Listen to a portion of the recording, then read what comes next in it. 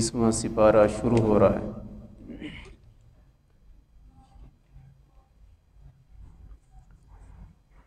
کیونکہ درس قرآن کافی عرصہ سے چل رہا ہے، صبح کی نماز کے بعد ہوتا تھا، اب ٹائم تبدیل کر دیا عصر کی نماز کے بعد۔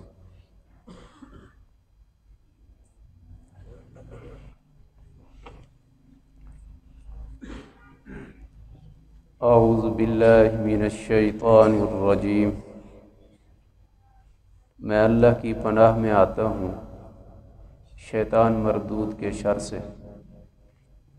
بسم اللہ الرحمن الرحیم، اللہ کے نام کے ساتھ شروع کرتا ہوں جو بڑا مہربان اور نہایت رحم کرنے والا ہے۔ امن خلق السماوات والأرض وأنزل لكم من السماء ماء فأنبتنا به حدائق ذات بهجة ما كان لكم أن تنبتوا شجرها أإله مع الله بل هم قوم يعدلون أمن جعل الأرض قرارا وجعل خلالها أنهارا وجعل لها رواسي وجعل بين البحرين حاجزا أإله مع الله بل أكثرهم لا يعلمون أمن يجيب المضطر إذا دعاه ويكشف السوء ويجعلكم خلفاء الأرض أإله مع الله قليلا ما تذكرون۔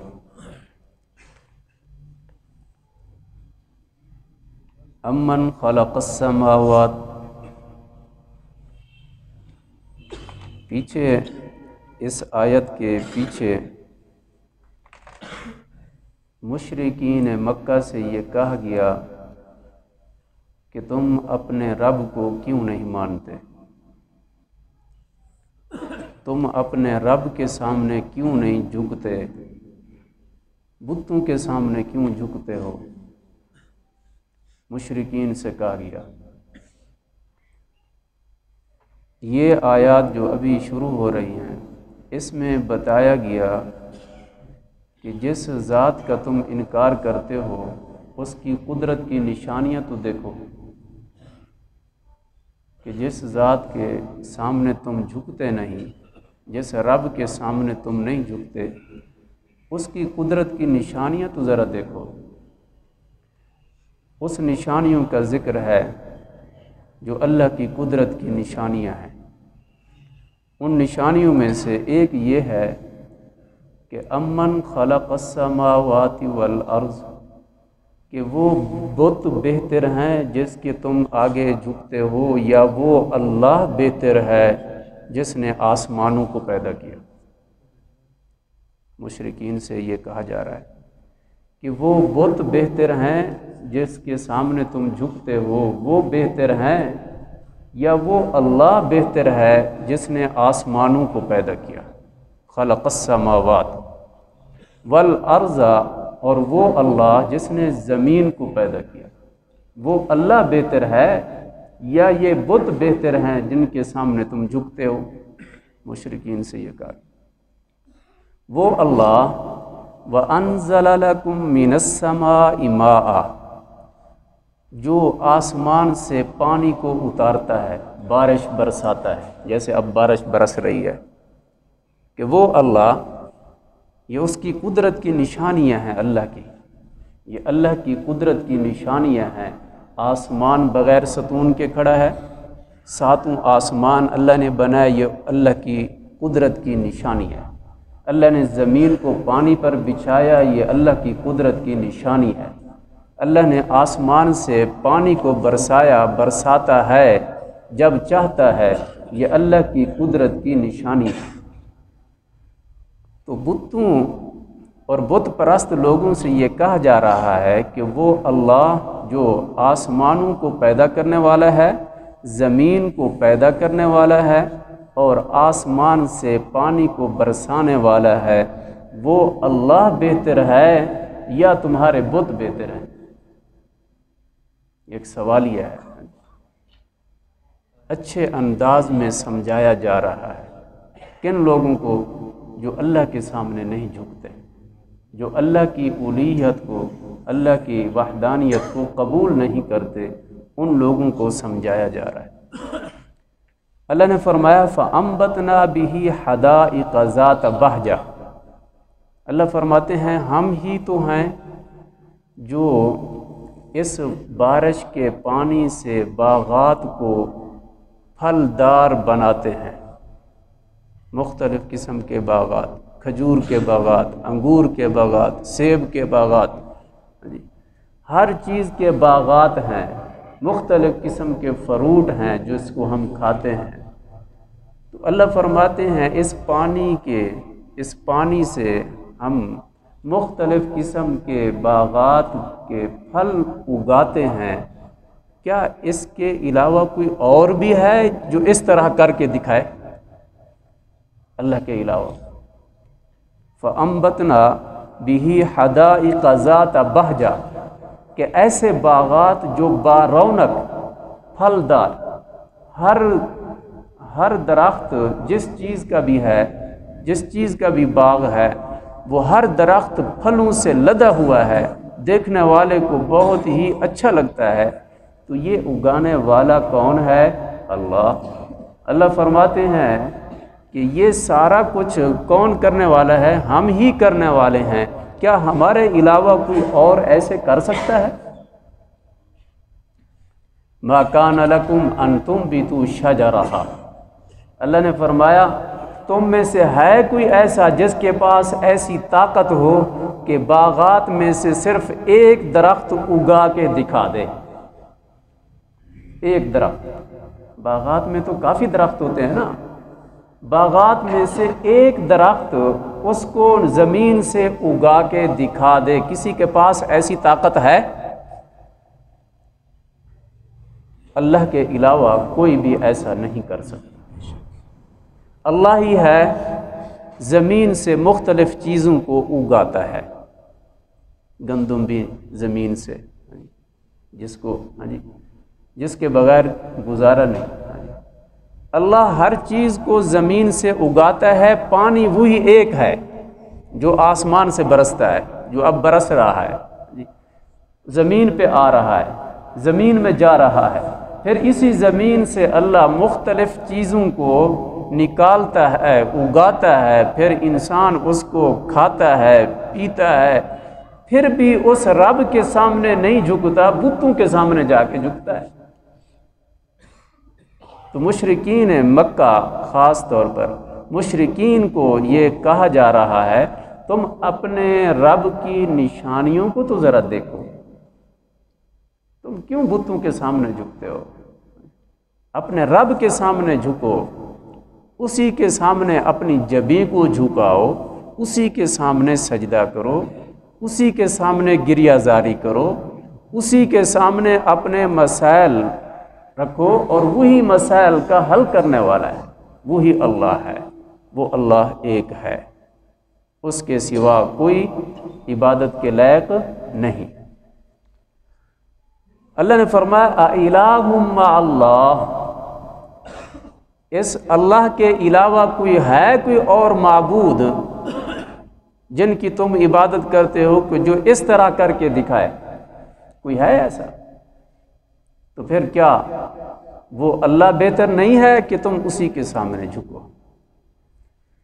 بل ہم قوم یعدلون، جو قوم شرک کرتی ہے، اللہ کی وحدانیت کا اقرار نہیں کرتی، ساری نشانیاں دیکھنے کے باوجود اللہ کے سامنے نہیں جھکتی، تو پھر یہ قوم حد سے بڑھنے والی قوم ہے۔ بل ہم قوم یعدلون، یہ شرک کرنے والی قوم، اللہ کی وحدانیت کا انکار کرنے والی قوم، یہ حقیقتاً کیا ہے؟ حد سے بڑھنے والی قوم ہے۔ یہ راہ فرار اختیار کیا ہوا انہوں نے۔ تو اللہ نے فرمایا تم اپنے رب کی نشانیوں کو دیکھو۔ کیا مشرکین مکہ یہ چیزیں نہیں دیکھتے تھے؟ زمین پر ہی چلتے تھے نا، تو زمین کو ذرا دیکھ لیں کہ یہ زمین اللہ نے کیسے بنائی، کیسے بچھا دی اللہ نے، پھر اسی زمین سے کیسی مختلف چیزیں اللہ نے اگا دی، اسی کو انسان کھاتا ہے، چاہے وہ مسلمان ہے، چاہے وہ مشرک ہے، چاہے وہ ہندو ہے، چاہے وہ یہودی ہے، چاہے وہ عیسائی ہے، چاہے وہ بدھ مت ہے، کسی مذہب سے بھی تعلق رکھتا ہو، لیکن قدرت کی یہ نشانیاں تو سارے دیکھ رہے ہیں نا، اور سارے اس قدرت کی نعمتوں سے مزے لے رہے ہیں۔ تو اللہ فرماتے ہیں پھر بھی ان کی عقل کام نہیں کرتی جو اللہ کی وحدانیت کا انکار کرتے ہیں۔ اللہ نے فرمایا امن جعل الارض قرارا، کیا وہ بت بہتر ہیں یا وہ اللہ بہتر ہے جس نے زمین کو ٹھہرایا، تمہارے لیے بچھایا، انسان کے لیے بچھا دیا زمین کو۔ امن جعل الارض قرارا، کیا وہ اللہ بہتر ہے یا وہ بت بہتر ہیں؟ وہ اللہ جس نے زمین کو ٹھکایا، قرار دیا کہ زمین ہلتی نہیں ہے۔ زمین پر کتنی لوگ چلتے ہیں، کتنی گاڑیاں چلتی ہیں، لیکن اللہ کا نظام ہے، یہ اللہ کی قدرت کی نشانیوں میں سے ایک نشانی ہے کہ زمین کو کچھ نہیں ہوتا۔ لیکن جب اللہ کا حکم ہوتا ہے تو آنن فانن، آنکھ پلک جھپکنے سے پہلے سارا نظام اللہ ختم کر دے۔ یہ زلزلہ دیکھو، زمین ہلتی ہے نا، کب ہلتی ہے؟ جب اللہ کا حکم ہوتا ہے۔ تو اللہ کی قدرت کی نشانیوں میں سے یہ ایک نشانی ہے کہ انسان کو سمجھایا جا رہا ہے، جو انسان اللہ کی قدرت کی نشانیوں کا انکار کرتا ہے، اللہ کے سامنے نہیں جھکتا، ان سے یہ کہا جا رہا ہے کہ ذرا زمین کو تو دیکھ، جس زمین پہ تو چل رہا ہے، جس زمین پر تجھے ٹھکانہ دیا گیا ہے، جس زمین پر تم کو مکان محل دیا گیا ہے، تو ذرا اس زمین کو تو دیکھ۔ اور وہی اللہ ہے وَجَعَلَ خِلَالَهَا أَنْهَارًا، جس اللہ نے اس زمین کے اوپر، اس زمین کے درمیان میں نہریں جاری کر دی، نہریں جاری کر دی۔ کہیں پہ سمندر ہے، کہیں پہ دریا ہے، کہیں پہ نہریں ہیں، یہ سارا نظام کس نے چلایا؟ اللہ نے۔ وَجَعَلَ لَهَا رَوَاسِيَ، اللہ فرماتے ہیں پھر اسی زمین کو مضبوط کرنے کے لیے کہ زمین ہلے نہیں، ہم نے اس کے اوپر پہاڑ رکھ دیے۔ وَجَعَلَ لَهَا رَوَاسِيَ، ہم نے اس کے اوپر پہاڑ رکھ دیے جو میخوں کے کام آئے کہ زمین ہلتی نہیں۔ تو یہ قدرت کی نشانیاں ہیں۔ پہاڑوں کو دیکھ لو، زمین کو دیکھ لو، آسمان کو دیکھ لو، سورج کو دیکھ لو، ستاروں کو دیکھ لو۔ تو انسان اگر شعور رکھتا ہے، اگر سوچے اور سمجھے تو ضرور کہے گا کہ واقعی وہ اللہ ایک ہے جس نے یہ سارا نظام کائنات بنایا ہے۔ تو اللہ فرماتے ہیں یہ ہم نے اس زمین کے درمیان میں نہریں جاری کر دی اور اسی زمین کے اوپر پہاڑ رکھ دیے۔ وَجَعَلَ بَيْنَ الْبَحْرَيْنِ حَاجِزًا، اور پھر اسی زمین پر ہم نے دریاؤں کو چلایا، ایسے دریا کہ ایک طرف دونوں دریا اکٹھے چل رہے ہیں، ایک طرف پانی میٹھا ہے، دوسری طرف پانی کھارا ہے، دو دریا اکٹھے چل رہے ہیں، اسی ایک زمین پر چل رہے ہیں، ساتھ ساتھ چل رہے ہیں، لیکن ایک طرف پانی میٹھا، دوسری طرف پانی کڑوا۔ اللہ نے درمیان میں حد فاصل بنا دیا، میٹھے اور کڑوے کے درمیان پانی برابر چل رہا ہے۔ تو یہ قدرت کی نشانی ہے کہ نہیں کہ یہ اللہ ہے؟ اس کی قدرت کی نشانیوں میں سے یہ ایک نشانی ہے کہ اللہ کے حکم سے کہ میٹھا پانی کڑوے میں داخل نہیں ہوتا، کڑوا پانی میٹھے میں داخل نہیں ہوتا، چل رہا ہے۔ تو یہ اللہ ہے، اللہ کی قدرت کی نشانیاں ہیں۔ اِلَٰهٌ مَّعَ اللَّهِ، کیا پھر بھی اللہ کے ساتھ کوئی اور بھی معبود ہو سکتا ہے؟ نہیں۔ اللہ فرماتے ہیں بل اکثرهم لا يعلمون، لیکن پھر بھی اکثر لوگ نصیحت حاصل نہیں کرتے، نہیں سمجھتے، پھر بھی شرک کرتے ہیں، پھر بھی راہ ہدایت سے فرار ہوتے ہیں، پھر بھی راہ ہدایت پر نہیں آتے، سیدھے راستے کو تسلیم نہیں کرتے، اسلام کو قبول نہیں کرتے، اللہ کی وحدانیت کو قبول نہیں کرتے، اللہ کی نشانیاں دیکھنے کے باوجود بھی توحید پر نہیں آتے۔ بل اکثرهم لا یعلمون۔ آج دیکھیں کتنی ملک ہیں جو اسلام سے دور ہیں، اسلامی ثقافت سے دور ہیں، اسلامی روایات سے دور ہیں، نماز سے دور ہیں، روزے سے دور ہیں، زکوٰۃ سے دور ہیں، حج سے دور ہیں، اسلام کو قبول ہی نہیں کرتے۔ کتنی لوگ ہیں؟ کیا وہ زمین پر نہیں چلتے؟ کیا وہ آسمان کو نہیں دیکھتے؟ روزانہ دیکھتے ہیں، زمین پہ چلتے ہیں، آسمان کو دیکھتے ہیں، سورج کو دیکھتے ہیں، ستاروں کو دیکھتے ہیں، اس نہروں کو دیکھتے ہیں، دریاؤں کو دیکھتے ہیں، اللہ نے جتنی چیزیں اگائی ہیں ان چیزوں کو دیکھتے ہیں، اس بارش برسنے کو دیکھتے ہیں، لیکن پھر بھی ایمان نہیں لاتے۔ تو اللہ فرما رہے ہیں بل اکثرهم لا یعلمون، بل اکثرهم لا یعلمون۔ اللہ فرماتے ہیں امن یجیب المضطر، یہ انسان ہے، انسان کو جب کوئی تکلیف ہوتی ہے، جب کوئی بیماری اس کو لگ جاتی ہے، جب کوئی اس کو پریشانی لاحق ہو جاتی ہے، جب اس کے لیے کوئی بڑا مسئلہ بن جاتا ہے، پھر کیا کرتا ہے؟ پھر پکارتا ہے اللہ کو، پھر پکارتا ہے اللہ کو۔ مشرکین مکہ بھی پکارتے تھے اللہ کو، جب کوئی بڑا مسئلہ بن جاتا، مصیبت ان پر آ جاتی، اللہ کو بھی پکارتے تھے، لیکن بتوں کے سامنے بھی جا کے جھکتے تھے، کہتے تھے جیسے دنیا کا بادشاہ ہوتا ہے نا، اس کے وزیر ہوتے ہیں، اس کے نیچے اس کے مشیر ہوتے ہیں، ہاں جی، اور نیچے اس کے بہت سارے، اس کا پوری کابینہ ہوتی ہے کہ بادشاہ کو ڈائریکٹ ملنا بڑا مشکل ہوتا ہے، تو کابینہ سے جو ہے نا وہاں سے ملاقاتیں ہو کر آگے بادشاہ تک پہنچتے ہیں۔ مشرکین مکہ بھی یہ کہتے تھے ہم ان بتوں کی اس لیے پوجا کرتے ہیں، یہ ہماری سفارش کرتے ہیں بڑے خدا سے، بڑا خدا وہ ہے، چھوٹے خدا یہ ہے، یہ مشرک کہتے تھے۔ اگر آج مسلمانوں کا بھی یہی حال ہو، وہ بھی یہ امید رکھتا ہو کہ میرا کام، میرا مسئلہ اس سے حل ہوگا، تو بتاؤ ان مشرکین اور مسلمان کے درمیان کیا فرق ہے؟ تو ہمارا یقین کہاں پہ ہونا چاہیے؟ اللہ پر، کہ ہر مسئلے کا حل کس کے پاس ہے؟ اللہ کے پاس۔ ہر مصیبت کو دور کرنے والا کون ہے؟ اللہ۔ اولاد دینے والا کون ہے؟ اللہ۔ تکلیف دور کرنے والا کون ہے؟ اللہ۔ بیماری کو دور کرنے والا کون ہے؟ اللہ۔ مشکل کشا کون ہے؟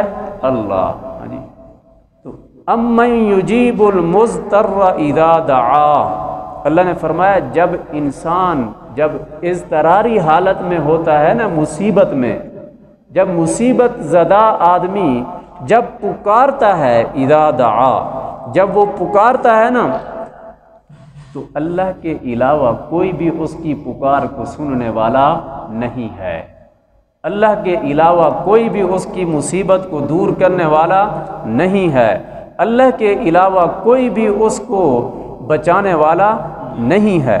امن یجیب المضطر، جب کوئی بھی مصیبت زدہ اضطراری حالت میں، مشکل حالت میں جب بھی پکارتا ہے اس کو، اللہ کو، وَيَكْشِفُ السُّوءَ، تو اللہ اس برائی کو، اس مصیبت کو اس بندے سے دور کرتا ہے۔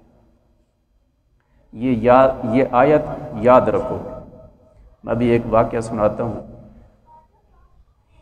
تفسیر ابن کثیر میں ایک واقعہ لکھا ہے علامہ ابن کثیر نے، فرماتے ہیں ایک آدمی تھا، مزدور آدمی تھا، غریب آدمی تھا، وہ کام یہ کرتا تھا، اس کے پاس ایک خچر تھا، خچر، گدھا، گدھے کی دوسری نسل خچر ہے، وہ خچر پر لوگوں کا سامان اٹھاتا تھا، مزدوری کرتا تھا، اپنا گزر اوقات کرتا تھا، دمشق سے لے کر زیدان تک وہ اس طرح لوگوں کا سامان بھی اٹھاتا، لوگوں کو سوار بھی کرتا، کرایہ لیتا تھا، اپنی مزدوری کرتا تھا۔ لکھا ہے کہ ایک دن ایسا ہوا، اس آدمی نے جس کے پاس خچر تھا، اس کے پاس ایک ڈاکو آیا، ظالم۔ اس نے دیکھا کہ یہ مزدوری، محنت مزدوری کرتا ہے، اس کے پاس کچھ مال جمع ہے، تو اس نے کہا جی مجھے فلاں جگہ پہنچانا ہے، آپ کیا، کیونکہ کام یہی ہے، مجھے فلاں جگہ پہنچاؤ، آپ کو اتنی کرایہ دوں گا، کرایہ زیادہ بتا دیا، تو ہر آدمی یہ چاہتا ہے کہ مزدوری زیادہ ہو جائے گی، تو اس نے کہا ٹھیک ہے میں تیار ہوں۔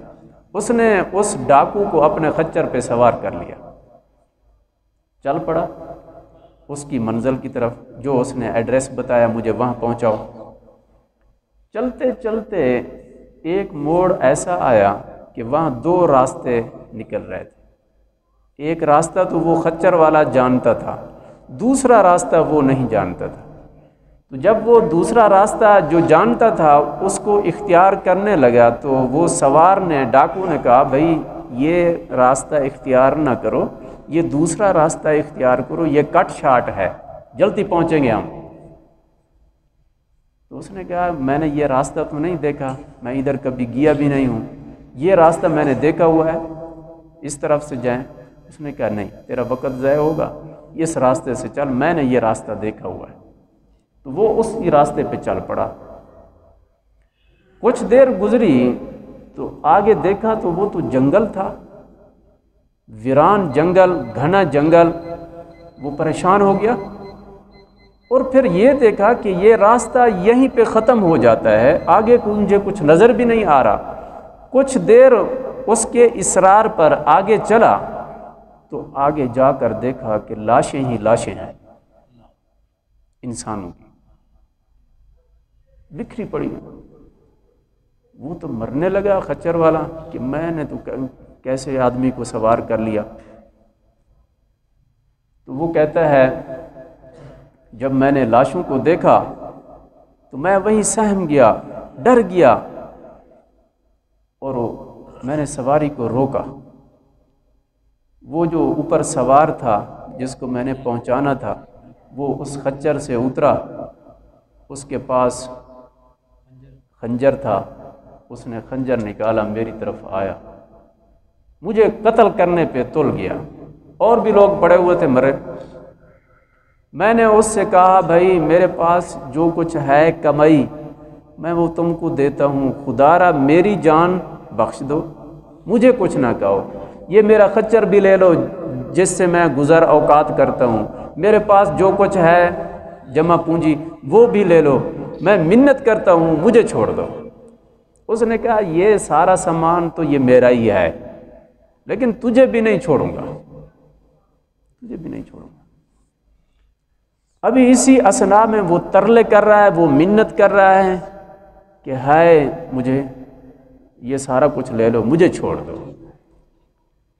اس نے کہا چھوڑنا تو ہمارے حساب کتاب میں نہیں ہے، یہ دیکھو سارے مرے پڑے ہیں، ہم ایسے ہی کرتے ہیں، لوگوں کو ایسے ورغلا کے آتے ہیں، ان سے مال لوٹتے ہیں، ان کو قتل کر دیتے ہیں، تم کو نہیں چھوڑوں گا۔ اس نے کہا اچھا ایک بات ہے، تم ساری چیزیں لے لو، مجھے مارتے ہو مارو، لیکن مجھے 2 رکعت نماز پڑھنے دو، 2 رکعت، مجھے 2 منٹ چھوٹ دے دو، میں یہیں 2 رکعت نماز پڑھ لوں، مجھے پھر قتل کر۔ تو وہ آدمی کہتا ہے میں جب نماز شروع کی، اس نے کہا چلو پڑھ لو تم، جلدی کرو۔ میں نے ابھی نماز شروع کی، مجھے نماز میں کچھ آئی نہ، مجھے تو ڈر ہو کہ یہ ابھی یہ تلا ہوا ہے، شور مچا رہا تھا، جلدی کرو نماز پڑھو۔ مجھے نماز میں کوئی زبان پہ کوئی لفظ بھی نہ چڑھے کہ میں سورت فاتحہ پڑھنی ہے، سورت کے ساتھ اور سورت ملانی ہے، میری زبان پہ کوئی لفظ بھی نہ آئے۔ تو اچانک میری زبان پر یہ آیت آئی، امن یجیب المضطر اذا دعا۔ بس میری زبان پہ یہ آیت جاری ہوئی تو اچانک میں نے دیکھا کہ میرے سامنے ایک گھوڑے پہ سوار، نیزہ اس کے ہاتھ میں اور تیر اس کے ہاتھ میں ہے، اس نے ایسے ہی تیزی سے آ رہا ہے گھوڑے پر۔ میں ابھی زبان پہ یہ لفظ پڑھ رہا ہوں، یہ آیت امن یجیب المضطر اذا دعا، کہ وہی اللہ ہے جو مصیبت زدہ کی مصیبت کو دور کرتا ہے، جس کا معنی یہ ہے کہ بس یہی میرا پڑھنا تھا۔ وہ آتے ہی اس نے تیر مارا، اس کے کلیجے کو پار کر گیا اور وہ ڈاکو وہیں پہ گر گیا۔ جب وہ گر گیا مجھے کوئی تسلی ہو گئی، وہ اس کو مار کر جانے لگا جو گھوڑے پہ آیا، میں نے اس کو پکڑا، اس کے پاؤں پکڑے، میں نے اس سے پوچھا تو کون ہے، کہاں سے آیا، کیسے آیا، مجھے بتا تو صحیح، اپنا نام تو بتا۔ تو وہ کہنے لگا جس رب کو تو نے پکارا ہے میں اس رب کا بھیجا ہوا ہوں، میں اس رب کا بھیجا ہوں۔ تو اللہ ہی ہے انسان کی مصیبت کو دور کرتا ہے۔ یقین یہ ہونا چاہیے کہ ہر مسئلے کا حل کس کے پاس ہے؟ اللہ کے پاس۔ ہر مصیبت کو دور کرنے والا کون ہے؟ اللہ۔ ہر بیماری کو دور کرنے والا کون ہے؟ اللہ۔ یہ نہیں کہ یہ بھی دور کرے گا، یہ بھی دور کرے گا، اللہ بھی دور کرے گا، ایسا نہیں۔ یقین کیا ہونا چاہیے؟ صرف اللہ، صرف اللہ۔ اولاد دینے والا اللہ، بیماری کو دور کرنے والا اللہ، مصیبت کو دور کرنے والا اللہ۔ اضطراری حالت میں جب بندہ پکارتا ہے نا اپنے رب کو، اس کی دعا قبول ہوتی ہے، اس کی دعا۔ حدیث میں آتا ہے 3 آدمی کی دعا کبھی رد نہیں ہوتی، 3 آدمی کی۔ ایک مظلوم کی، یہ بھی تو مظلوم تھا نا، اضطراری حالت میں تھا۔ ایک مظلوم کی جب مظلوم دعا کرتا ہے نا تو براہ راست اللہ اس کی دعا کو قبول فرماتے ہیں۔ دوسرا وہ آدمی جو سفر میں ہو، جب سفر میں اکیلا ہوتا ہے تو خالصتاً انسان اپنے رب کو پکارتا ہے جب کوئی تکلیف پہنچتی ہے، کیونکہ اس کو سامنے نظر آ رہا ہے کوئی اور تو میرے ساتھ ہے نہیں، تو پھر وہ خالص ہو کر کس کو پکارتا ہے؟ اللہ کو، تو اللہ اس کی دعا کو بھی قبول کرتا ہے۔ تیسرا وہ شخص جو باپ ہو یا ماں ہو، ماں باپ کی اولاد کے حق میں دعا یا بد دعا فوراً قبول ہوتی ہے، فوراً قبول ہوتی ہے۔ اس لیے ماں باپ کو چاہیے اولاد کے لیے کبھی بد دعا نہ کرے۔ اگر بد دعا کرو گے تو فوراً قبول، اگر ان کے حق میں دعا کرو گے تو فوراً قبول ہوگی۔ تو اس لیے ہمیں دعائیں کرنی چاہیے، اور والدین کو خاص طور پر اولاد کے لیے۔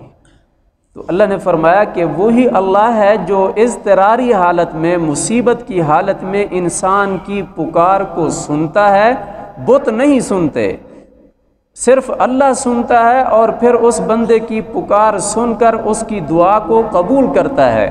وَيَكْشِفُ السُّوءَ، اور جو اس کو مصیبت لاحق ہوتی ہے اس کی مصیبت کو دور کرتا ہے۔ وَيَجْعَلُكُمْ خُلَفَاءَ الْأَرْضِ، اور وہی اللہ ہے جو زمین کا اس کو خلیفہ بناتا ہے انسان کو۔ دیکھو اللہ نے کیسا نظام بنایا ہے، اس دھرتی پر ایک آتا ہے وہ مرتا ہے، پھر اس کی جگہ پہ دوسرا آتا ہے، ایک نظام ہے اللہ کا۔ انسان مستقل تو نہیں رہتا نا، کوئی ہے ایسا جو پیدا ہوا ہو مرا نہ ہو،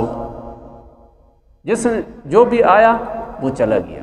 ہم نے بھی جانا ہے، یہ پتہ نہیں ہے کتنی وقت، لیکن جانا ضرور ہے، آج نہیں تو کل۔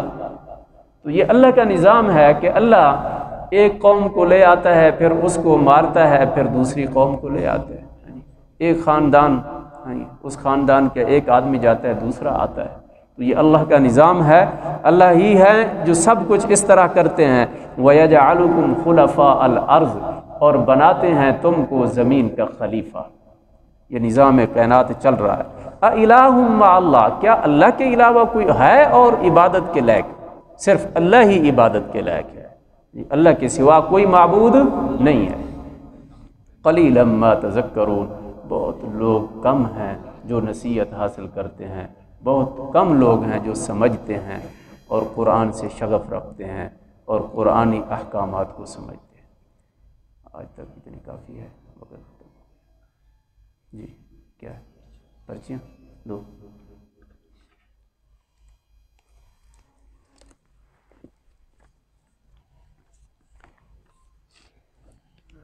روزے کی حالت میں ٹیکہ لگوانا، مریضوں کو لگانا، کیا یہ ٹھیک ہے؟ ٹیکہ لگوا سکتے ہیں روزے کی حالت میں، انجیکشن لگوا سکتے ہیں روزے کی حالت میں۔ سحری کا ٹائم کب ختم ہوتا ہے؟ اذان کے وقت یا اس سے پہلے؟ اذان سے پہلے ختم ہوتا ہے۔ دیکھیں اذان جو ہوتی ہے یہ فجر کا وقت جب شروع ہوتا ہے تو اذان ہوتی ہے، کیونکہ اذان فجر کے وقت سے اگر پہلے دی جائے تو اذان نہیں ہوتی۔ اذان اگر وقت سے پہلے دی جائے، کوئی کسی نماز کی بھی اذان اگر وقت سے پہلے دی جائے وہ اذان نہیں ہوتی، دوبارہ اذان دینی پڑتی ہے۔ تو فجر کی جو اذان ہوتی ہے، فجر کا وقت جب داخل ہوتا ہے اس کے بعد اذان دی جاتی ہے، تو سحری کا ٹائم اذان سے پہلے ختم ہو جاتا ہے۔ بات سمجھ آئی؟ کچھ لوگ یوں کرتے ہیں نا، اذان بھی ہو رہی ہے تو کھا بھی رہے ہوتے ہیں، 5 منٹ ہوتے ہیں، ایسے نہیں ہے۔ بعض اوقات تو یہ ہوتا ہے کہ اذانیں بعد میں ہوتی ہیں، ٹائم ختم ہو جاتا ہے، 10-15 منٹ کے بعد اذانیں ہوتی ہیں۔ تو اس لیے جو سحری کے اوقات مقرر ہیں نا، جو لکھے ہوئے ہیں، آج کل تو ہر ایک کے پاس کیلنڈر ہیں، تو اس وقت کی پابندی کی جائے، اذان کا انتظار نہ کیا جائے کہ اذان آئے گی تو پھر سحری کا ٹائم ختم ہوگا۔ اذان کا تعلق الگ ہے سحری کے ٹائم سے۔